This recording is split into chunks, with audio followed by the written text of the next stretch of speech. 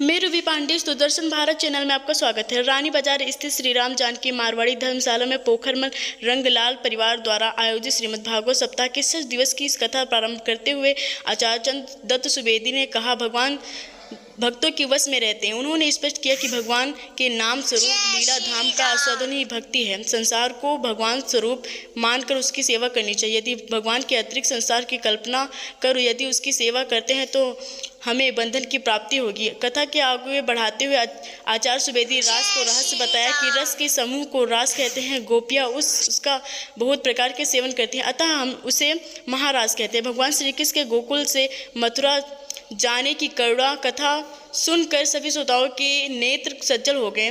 कंसवध के पश्चात रुक्मणी हरण एवं उनके विवाह की कथा सरोवर सिंधाजुलू झूम उठे और भगवान की झांकी भी निकाली गई। कथा के दौरान राजेंद्र प्रसाद अग्रवाल एडवोकेट, गोपाल कृष्ण अग्रवाल, पंकज अग्रवाल एडवोकेट, अंशुमान अग्रवाल, अर्चित अग्रवाल, गौरव अग्रवाल, संजय अग्रवाल, सुशील जलान, अजय मित्तल, सचिन सिंघल, चिंटू अग्रवाल, आयुष कोडिया, मनीष कोडिया, सुभा अग्रवाल आदि लोग मौजूद